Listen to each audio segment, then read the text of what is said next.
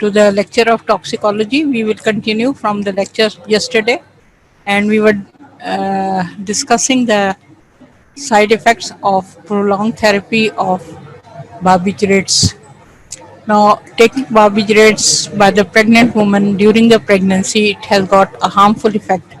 Rather, there are two types of harmful effects to the fetus. One may be that it is teratogenic and it may have harmful effects on the physical development of the baby. Here there is a slide in which you can see that the right limb of the child is not developed and the foot also has got anomalies present. So the chances of having birth defect they are increased if the barbiturates are taken by the pregnant mother during pregnancy. And if there is no physical birth defect, then what happens that the child is exposed to higher dose of barbiturates during the fetal life, and after the birth when the barbiturates they are discontinued, then the baby may show withdrawal effects.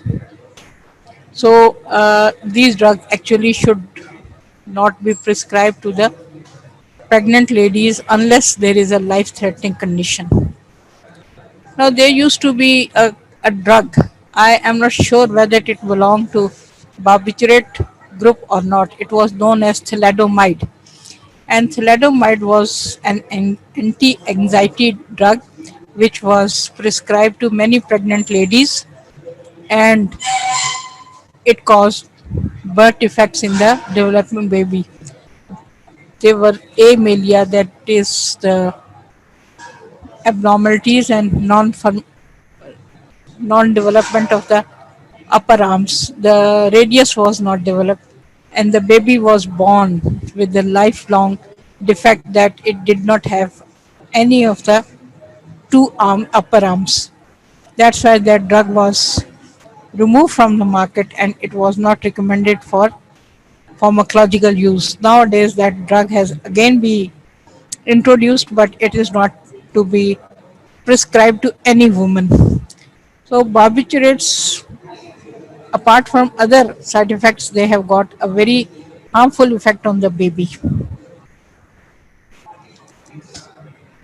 During pregnancy, the barbiturates they cross the placenta and they result in the equal concentration in both maternal and fetal blood.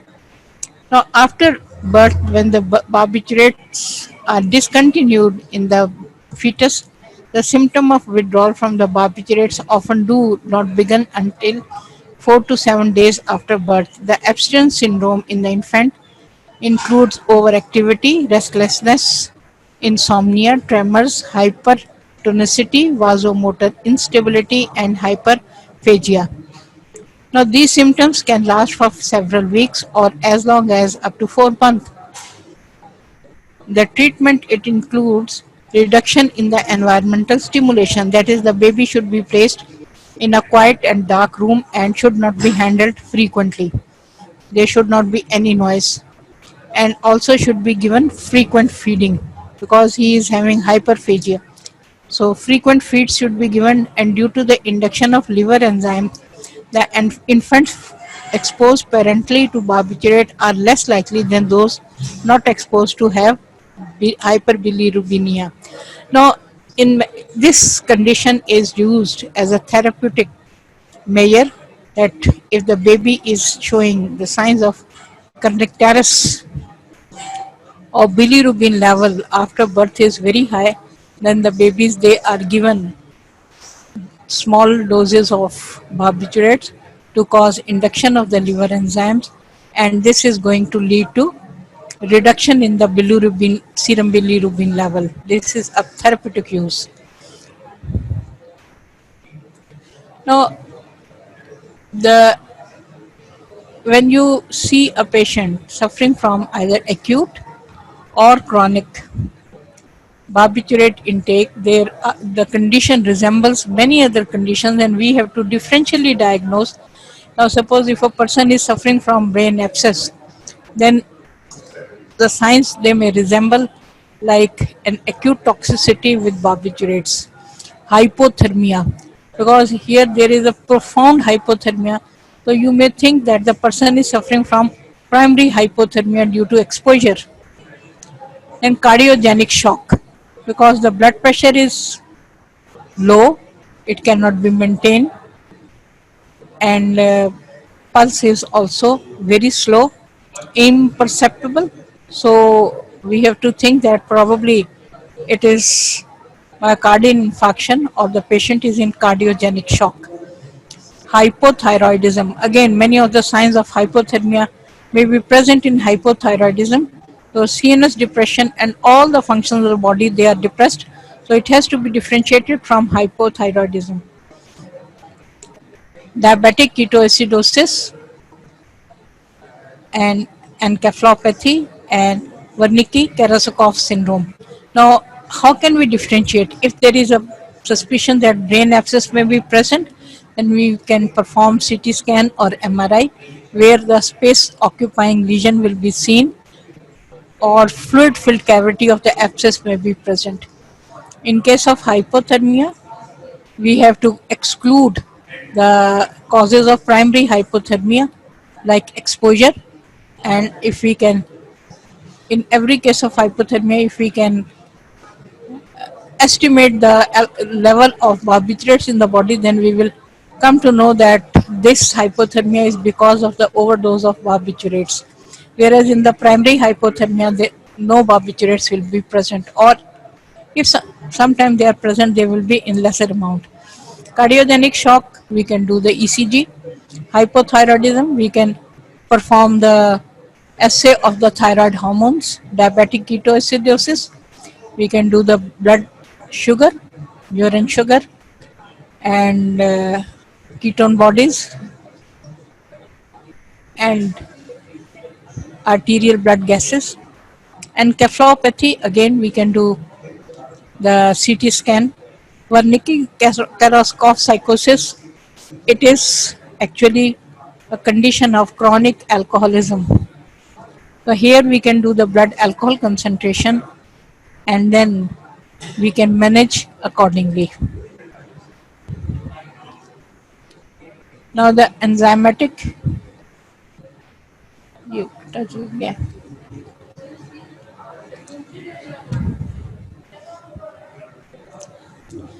Now the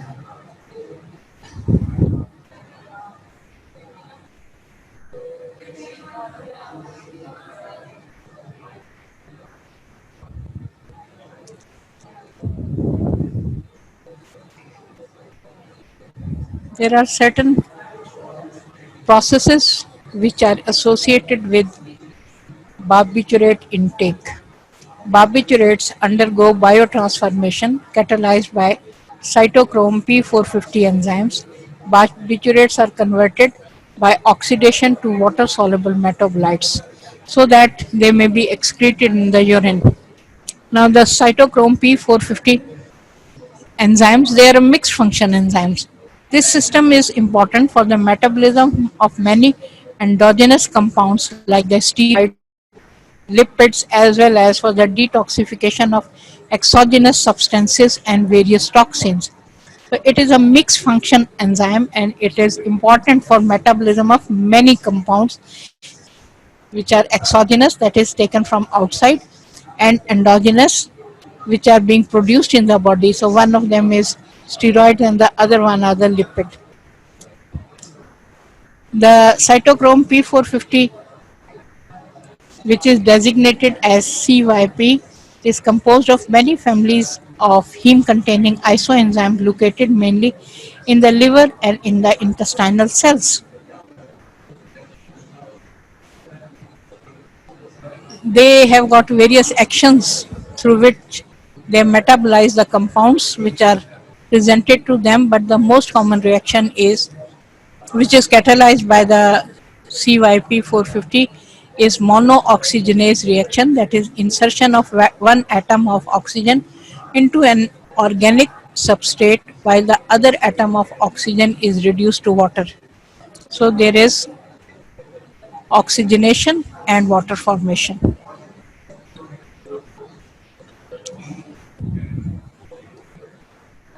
There because this is a family of isoenzymes, so there are various enzymes. Another number is added to indicate the specific isoenzyme, like CYP 3A4. The Human Genome Project has identified 57 human genes encoding the various cytochrome oxidase P450 enzymes. These are the major enzymes involved in drug metabolism and bioactivation, accounting for about 75% of the total metabolism. So these enzymes are very, very important.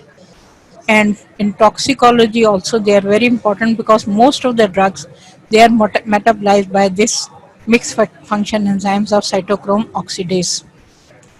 The drugs, they may increase or decrease the activity of various CYP enzyme either by inducing the biosynthesis of the isoenzymes, which is known as enzyme induction, or by inhibiting it. Enzyme induction is caused by the barbiturates. They are potent inducers of CYP enzymes. Phenobarbital increases the activity of isoenzyme CYP2C9, which increases the metabolism of warfarin. So, if a person along with barbiturate or phenobarbital is being prescribed with any of these drugs like anticoagulant warfarin, phenytoin, which is an anticonvulsant or anti-epileptic, or brufen, which is non-steroidal anti-inflammatory drugs, tolbutamide.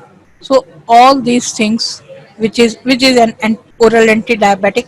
So because of the enzymes induction caused by barbiturates, the metabolism of all these things will be enhanced. It will be very rapid, and the duration of action of these medications, it will be reduced, and the dose may have to be increased or repeated.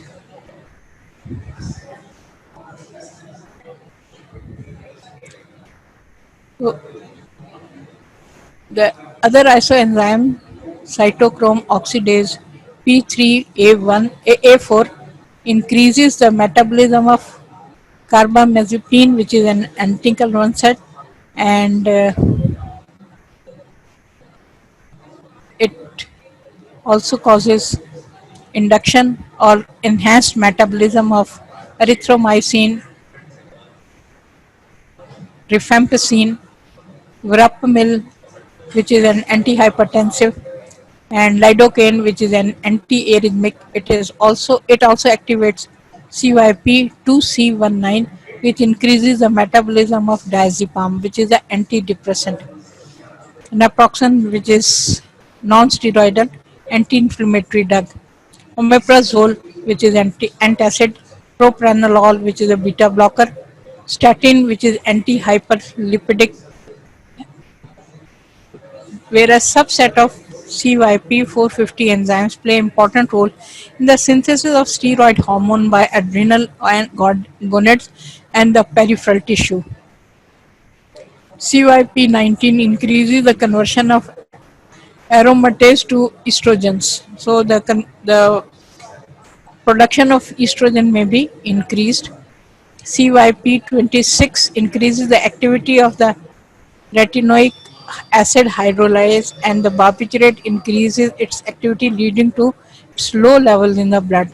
So many of the drugs which are used therapeutically, their duration of action may be affected if barbiturates are competently being used. Similarly, barbiturates, they affect the vitamin D metabolism by increasing the biotransformation of vitamin D3 to 25 hydroxycholecalciferol. Altered vitamin D metabolism is a cause of barbiturate-induced osteomalacia. So, if it is not realized, those people who are taking barbiturates for a long time, they may have an osteomalacia which is really caused by enzyme induction and because of the altered metabolism of vitamin B. So this was enzyme induction. So enzyme induction generally is not favorable, but it is only in one condition it is used for therapeutic purposes, that is in the neonatal jaundice, where the baby is given barbiturates so that enzyme induction may occur, and then the bilirubin may be cleared from the blood more rapidly. Now we come to the other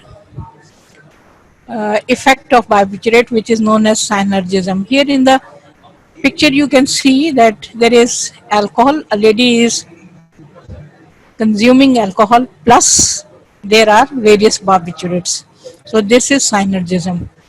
Synergism may be defined as two or more drugs working together to produce a result not obtained by any of the drugs independently. So the classical example of synergism with barbiturates is ethyl alcohol. So ethyl alcohol is a CNS depressant. Barbiturates also are CNS depressant. The additive effects of barbiturates with ethyl alcohol is because of two reasons. Additive CNS depression with barbiturate is most important. Alcohol also causes increased induction of CYP450 enzyme, which causes increased metabolism of a number of compounds. Barbiturates also have this property. With tricyclic antidepressant. So first there is barbiturates and alcohol. Second is tricyclic acid antidepressant and barbiturate. Barbiturates can cause sedative effects with tricyclic antidepressant, and this sedative effects can be life-threatening. It can lead to death rapidly. With anticonvulsants like phenytoin, because phenobarbital is an anticonvulsant. Similarly, phenytoin is an anticonvulsant. If barbiturates are being used with other CNS depressant or anticonvulsant, which also induces the CYP450 enzyme and has got synergistic effect with barbiturates. With opium analgesic, CNS depressant effects are potentiated.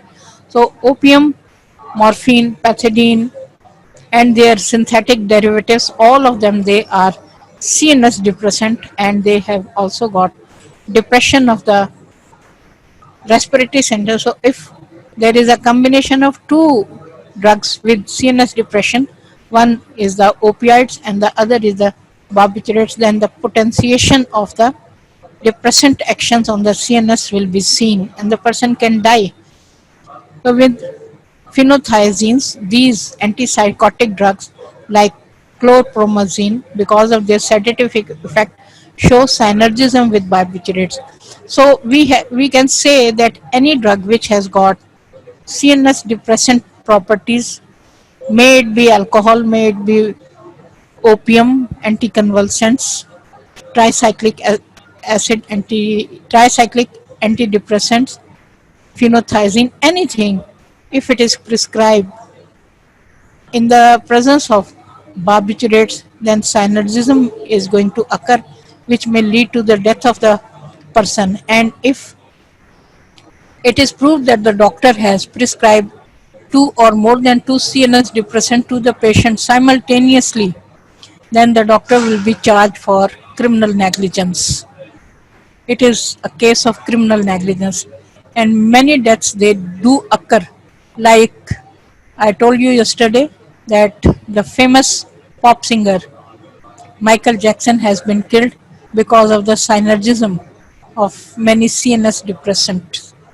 He was prescribed many drugs, each one of them was CNS depressant, and the cumulative effect of all those drugs was such that he has died.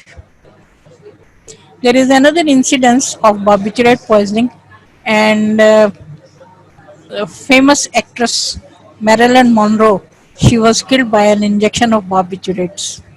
So it can be used as a homicidal poison, but it is more commonly used as suicidal, or sometimes it is accidental poison. So accidental, it is because of automatism, confusion, and it is more commonly it is because of the action potentiation with other CNS depressant drugs.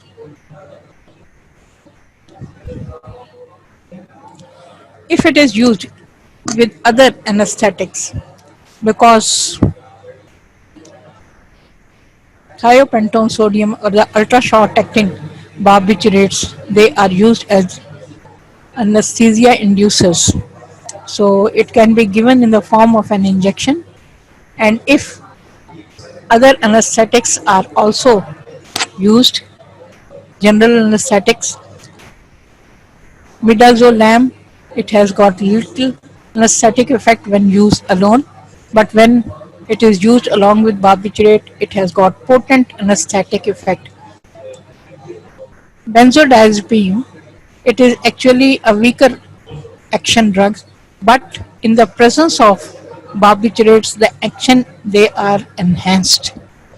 So whenever a person is prescribing barbiturates, he or she should be aware that there may be potentiation of the action. Now, fortunately, the barbiturates prescription has declined in the present era because of many accidental deaths, many suicidal deaths, many cases of addiction, and these drugs are now being replaced with benzodiazepine, which have got the similar action, but they are not so dangerous. I just wanted to discuss with you one aspect, and that is in alcohol poisoning, because I've gone through the book of Nasiba Wan, and there is certain things which are written in the specimen collection which I thought that may be a bit confusing for the students. So I just want to tell you, though these things are the same things which have been told to you time and time again. Now, when we discuss the specimen collection for toxicological purpose, we should always keep in our mind that the case is that of an alcohol poisoning. Okay? So the principles they are based upon the alcohol poisoning. So first of all, we are going to do the specimen collection from the living person. Now in Pakistan, we have got Hadood Ordinance, which is related to consuming alcohol, and it describes many signs and symptoms, many effects, physical effects, which can be observed during the physical examination of the suspected person, whether he has taken alcohol or not. But when we have to confirm that this person has in fact taken an alcohol, we have to confirm with the report of chemical examiner's laboratories report. Now the chemical examiner's laboratory, those people, they have given their recommendation. They say that from a living person, you can have 2 or 3 specimens. One is that of blood, the second is that of urine, and the third is that of stomach contents. Now we are going to discuss each individually. Now we have to take the blood. So when we are going to take the blood, first of all, the doctor who is going to collect the blood should go and wash his hands with soap and water. No hand sanitizer is to be used, because hand sanitizer is made up of alcohol. Similarly, because the blood is taken from the cubital fossa of the patient or the examinee, the forearm is also washed with water and soap, and no alcohol rub is to be used. Then we take the blood in a vacutainer. Though this is not written in your books, so but vacutainer is a small tube which comes in the capacity of 3 cc, and it has got 2 chemicals present in it. One is sodium fluoride 1%, and the other is oxalate. Sodium fluoride is the preservative so that the blood will not be autolyzed, it will not be purified. The sugar which is present in the blood will not be fermented and no alcohol will be produced in the blood after being drawn from the body. And oxalate is an anticoagulant. It will remain the it will maintain the blood in liquid state. So we take blood from the cubital fossa after the hands of the doctor or the person who is collecting the blood have been washed with soap and water. Similarly, the forearm of the examinee has been washed with soap and water. No sanitizer, no alcohol, no spirit, no methylated spirit is to be used. When blood in the vacutainer is collected, it is collected in the amount of 3 cc because the vacutainer has got the capacity of 3 cc, and if it has got a larger capacity, up to 10 cc of blood can be taken. Then this blood is thoroughly mixed with the anticoagulant which is and the preservative which is present inside the tube, and then it is stored in such a manner that it cannot be tempered. It is not frozen, but it may be kept in the cooler atmosphere. We are never to use alcohol while drawing the blood. We are never going to send the blood unpreserved, and we are never to send the blood in a disposable syringe. Because if we are using alcohol either on our own hands or on the arm of the patient, then this alcohol may diffuse into the blood and false results may be present. If we send the blood without any preservative, say in a disposable syringe, then the likelihood is that the sugars which are present in the blood, they are going to be fermented and false results may be present about presence of alcohol or the rate of the ratio of alcohol which is present. Now, in our law, there is no statutory limit that blood alcohol should be less than that. Like in England, it is 80 milligram percent.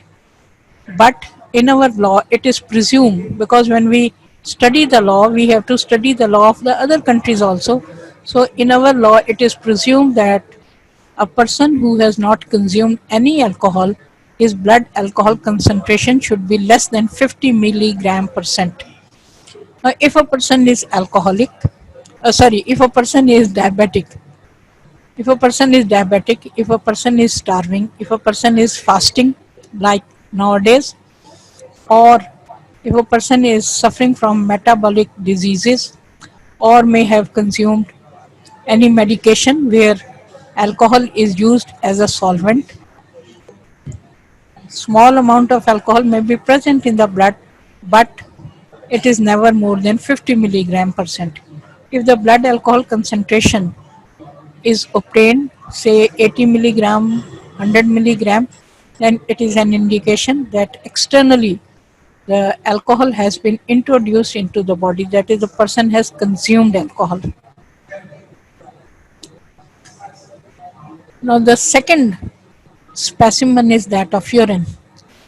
And when we have to collect the urine, there are two precautions. One is that the person, if he is in a state to obey you, is asked first to empty the bladder and then to wait for about half hour or 1 hour, and then after half hour or 1 hour the fresh sample of urine is collected in a chemically clean container. It is better that this collection of the specimen should be supervised, because cases are on record that the persons, the examinee, they have filled the bottle with tap water and they have presented it as a urine specimen. So urine specimen is the best specimen because here the alcohol is found in the highest concentration, more than that in the blood. No preservative is to be used to it. The container should be chemically clean, that it should never have been used for storage of alcohol, and then it should be also properly covered so that there should not be any diffusion. The third specimen is that of stomach contents. If the person has been treated by the passage of the stomach tube, a nasogastric tube, then the first aspirate before any adsorbent or local antidote has been introduced, that should be collected. Or if the person is vomiting, the vomitus which is performed in your presence, that may be collected. And another specimen is if the clothes are soiled with vomitus, then those clothes may also be taken and they may be sent for toxicological examination of the vomitus. So again, here also we are not to add any preservative to the vomitus or the stomach contents. Now, from the dead body, the laboratory, that is Punjab Forensic Science Agency laboratory, requires that we have to have the blood. Blood is taken from the periphery, that is generally from the femur. The femoral vessels, they are incised and the blood is collected. And it is collected in an amount of 30 to 50 cc, and again it is mixed with anticoagulant and preservative, that is oxalate and sodium fluoride. The second specimen of blood is taken from the chambers of the heart, the right heart and the left ventricle and right ventricle, as much as possible, but it should be in the, I would say, amount should be 30 to 50 cc. Again, the preservation is with sodium fluoride and oxalate, and the special containers are present. After that, there is the urine sample. All urine which is available should be taken. It is better to catheterized, or there may be that a suprapubic incision is given and the fundus of the urinary bladder, it is incised, and then urine should be collected from the urinary bladder. The third specimen is the stomach contents. It is not the stomach, it is the stomach contents. No preservative is to be used for urine, and no preservative is to be used for stomach contents. Now, if these things are not available, or if the amount is very, very minute, then we can have alternate specimen. One is the vitreous humor, and the other is the viscera, that is the liver tissue and the brain tissue. And the Punjab Forensic Science Agency laboratory people, they say that if you are taking the liver, it should be 100 grams. If you are taking the brain, again it should be 100 grams. And they do not recommend that any preservative should be added to it. So many of their instructions, they are in clear opposition to whatever is written in your books. CSF, if it is present, that can also be collected. And CSF may be collected in an amount of 10 to 15 cc, and no preservative is to be used to it. Now the book says that there are 3 cups present and with lids attached, and they are given to fly and fly and fly. This is not being practiced in Pakistan. This is being practiced in certain other countries but not in Pakistan. So you should not be really confused with this practice. Now in Pakistan, in the forensic medicine lab, the test which is performed on the sample of blood urine is gas chromatography. The test is performed, it is gas chromatography, and the concentration is given. It is not the report that alcohol is present. No, it is ethyl alcohol is present in a concentration of this much. Blood alcohol concentration is this much. Urine alcohol concentration is this much. The methodology used is gas chromatography. And the courts, they demand that the result should be before convicting any person of consuming alcohol or driving under the influence of alcohol or doing the professional work under the influence of alcohol, there has to be a report from the Forensic Science Agency laboratory where gas chromatographic examination of blood and urine should have been performed, giving a clear blood alcohol concentration. Now, for the spot test or screening test, breath analyzer may be used where the exhaled air it is blown into that instrument where there is potassium dichromate present, and potassium dichromate, which is yellow in color, in the presence of alcohol it converts into a substance which has got greenish color. So the more is the amount of alcohol present, more will be the, or the darker will be the green color.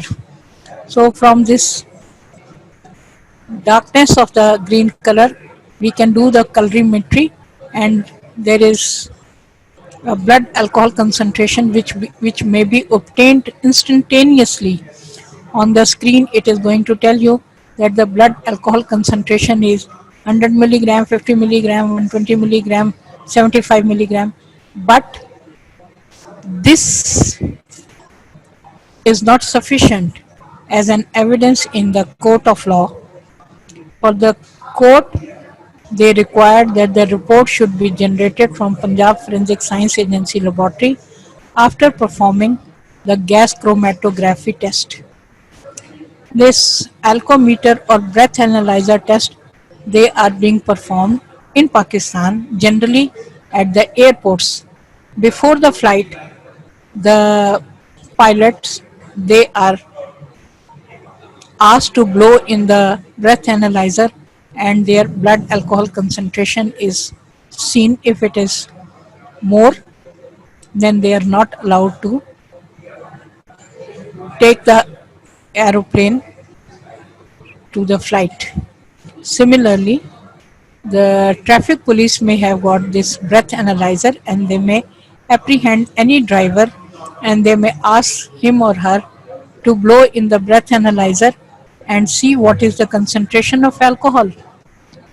And if it is more, then they can arrest that person, get him to the doctor for medical legal examination, specimen collection, and sending them to the Punjab Forensic Science Agency laboratory. I hope you have understood this. Now next is the another very important CNS depressant, which are the somniferous poisons. This poison will be taught to you by another doctor. I just want to show a few slides. Now this is the capsule. This is the poppy capsule. You can see the unripe green poppy capsule. It is incised. इसको blade से इसके ऊपर cut लगा देते हैं and the sap is oozing. You can see very well that the white colored sap is oozing from it. This sap, this incision generally in Pakistan, Afghanistan, it is vertical, but in other countries it may be circumferential or transverse. So the sap is oozing, and in 1 to 2 days this sap becomes dried and changes its color into brown, and then it is collected, and this is known as crude opium. Opium या अफीम जिसको हम कहते हैं. So this is a field of poppy in which a person is incising the capsules. You can see the incisions which have been given to many of the capsules. You can see the sap which is oozing. Now here you can see raw opium in the form of lumps, and then prepared opium, then heroin, and the joints. Heroin is in the form of powder, or it is in the form of sometime tablets, and a dry poppy capsule is also present. This dry poppy capsule, after opium has been removed from it, may be used to make a herbal tea, and it may be used to treat the flu, fever, painful conditions. This is the opium. This is opium. Here you can see that the people, they are smoking opium. They have put the opium, lump of the opium mixed with tobacco on a foil, cigarette की पन्नी के ऊपर, and they have got a cigarette or a pipe, and they are putting a flame on the under surface so that vaporized, and then it is being inhaled by the male and by the females also.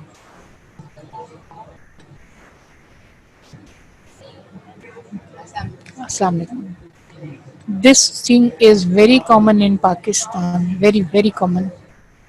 This is the flower of the poppy, जिसको हमारे यहाँ उर्दू में ख़ास तौर से शायरी में गुले लाला कहते हैं, जिसके अंदर का हिस्सा जो है वो ब्लैक होता है और जिसकी पेटल्स हैं दे आर रेड. इसको कोकनार भी कहते हैं और इसको गुले लाला भी कहते हैं, but because of this opium and addiction nowadays लाला आमतौर से ट्यूलिप को कहा जाता है, but originally this was the गुले लाला. You can see a field of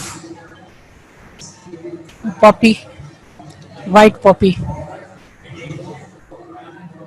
Another field of white poppy.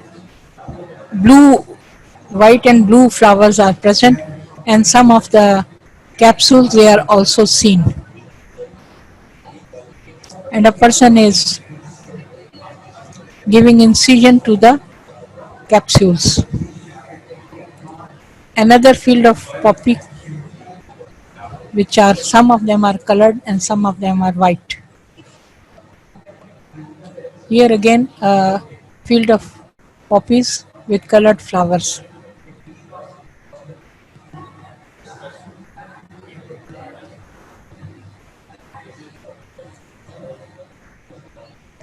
You can see the white flowers, and you can also see the capsules which are present, through which opium will be collected. Here is a person who is guarding his field of poppy with the Kalashnikov.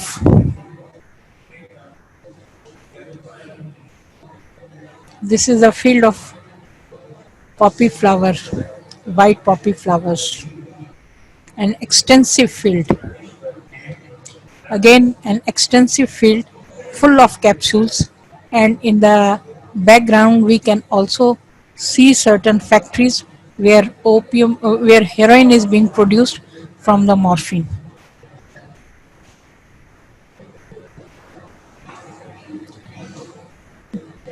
This is incision of the capsules and gathering of the crude opium. This is smoking of the opium in a hookah, you can say.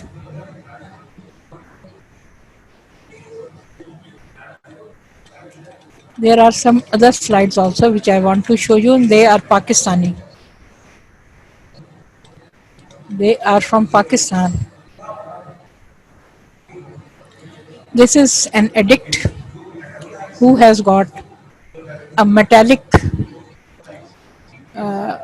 utensil or whatever, and there is white crystalline powder of heroin which is being warmed, and cigarette is being smoked through that by more than one persons. This is injection of the heroin into the vein by the person himself. So this is various forms of heroin. It may be light brown. Generally, it is brownish in color and it is known as brown sugar. It may be white or it may be dark in color. It depends upon because of the impurities which are present or the things which may have been added to it, like quinine or some other things, so that the weight of the powder may be increased.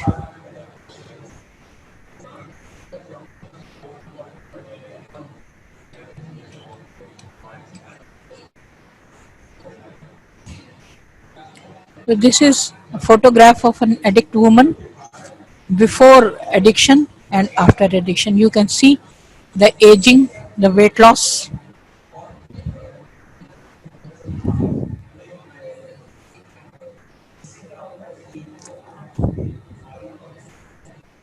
This is skin popping. The person is injecting the drug in the vein.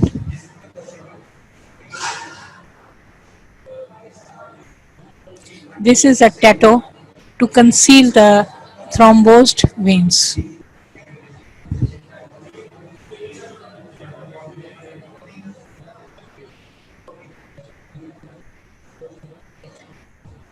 Pinpoint pupils, which is a sign of morphine poisoning. This is narcotic skin popping. There are multiple abscesses which are present in the skin because of the injections with dirty needles. So in the skin there are abscesses present, in the internal organs also there are abscesses present in the endocardium, in the meninges, in the brain, anywhere.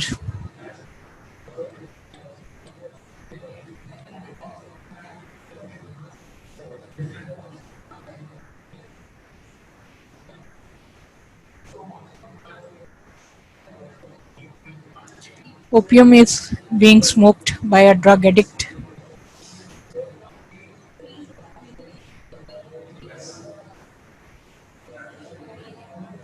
This is skin popping. You can see the thrombosed veins in the cubital fossa, and there are multiple skin abscesses and jaundiced appearance because of the infection and phlebothrombosis. This is a hallmark of chronic addict who is injecting the drug through the IV route. So this finding may not be obviously seen because it may be masked by the tattooing. Multiple needle marks with bruising, with abscess formation, with jaundice.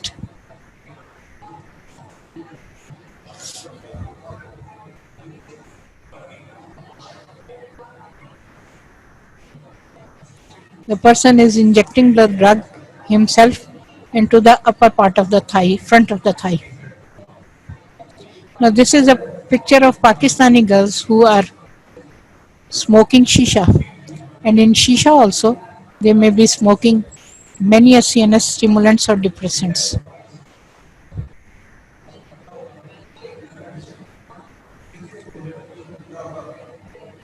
You can see the jaundiced tinge of the skin in this slide.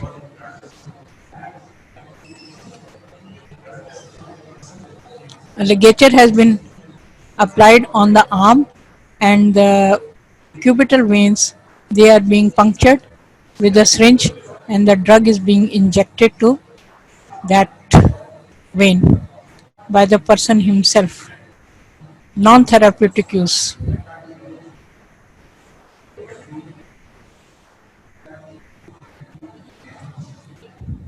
This is the powder is made into solution, and that solution is then aspirated with a needle, and this needle will be inserted into the arm to inject.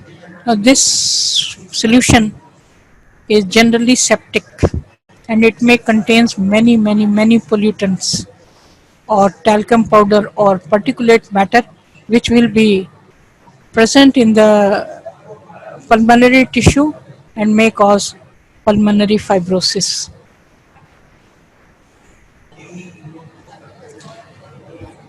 A group of addicts who are injecting the drug to each other.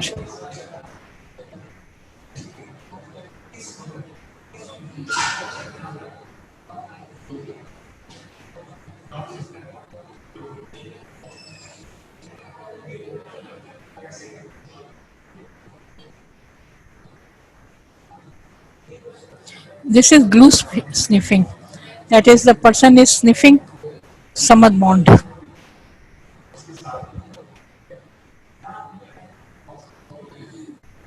ये सारी Pakistani slides हैं. A person is injecting drug into another person, and here it is in the leg. Both of them, they are addicts.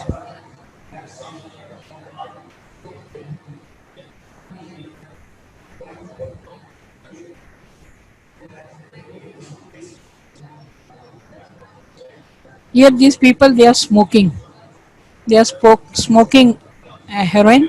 In Pakistan, some people they smoke, and some people they use it in the injection form, but in the western countries they inject it because heroin in the western countries is very costly, so they do not waste it by heating or by burning. Here a woman is smoking heroin, and her child is present in the back.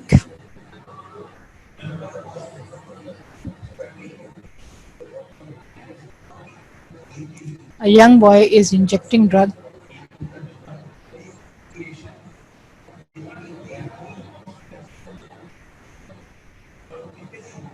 A woman is injecting the drug herself, and a man is present who is obviously under the influence of some CNS depressant, and mostly these people they are heroin addicts. A group of addicts, some of them have already taken the drug, and some of them they are waiting for their turn, and some are having the injection.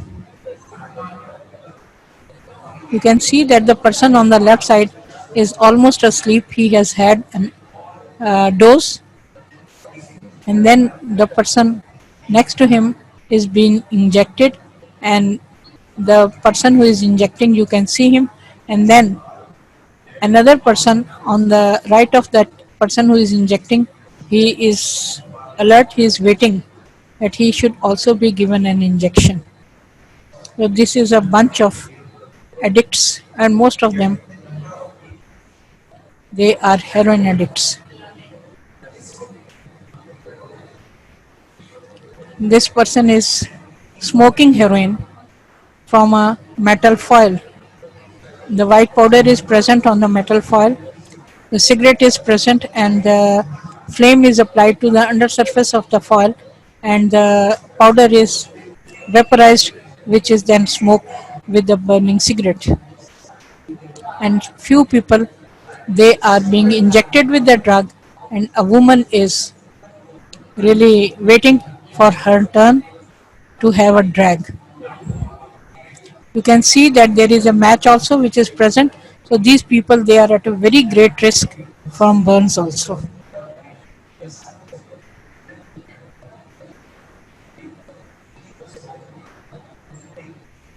Injecting the drug at the ankle.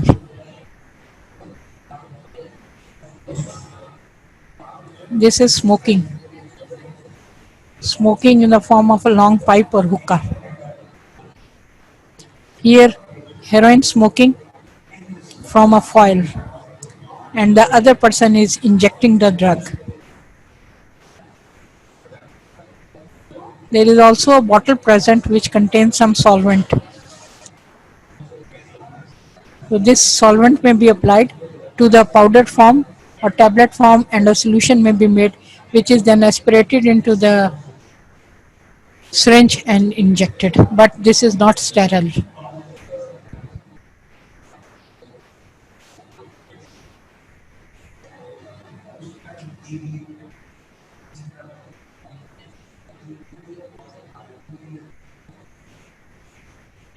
A person is injecting himself and you can also see the social deterioration of those addicts. One person is having crutches, probably he has had some accident and because of the pain of the fractured bone he may have got onto hooked onto this heroin because heroin has got analgesic properties, very very potent analgesic properties. So you can see the filthy clothes, the torn clothes, the dirty atmosphere.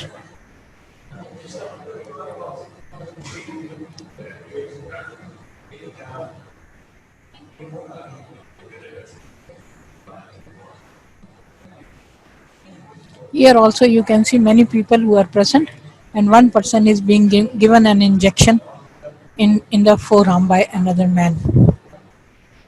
And the dirt and the condition of the surrounding you can see. These are all photographs from Pakistan.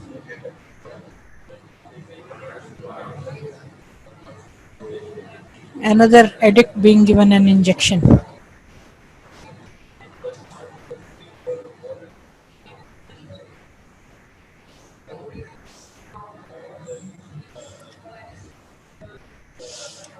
Now,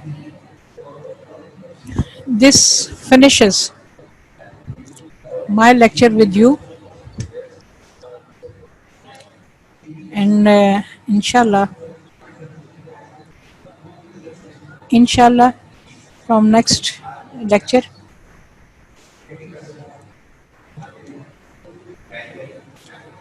Dr. Anwar is going to take uh, somniferous, opium, heroin, morphine, pethidine, all these poisons with you. I hope you have gained something from seeing these slides. Thank you very much. Assalamu alaikum.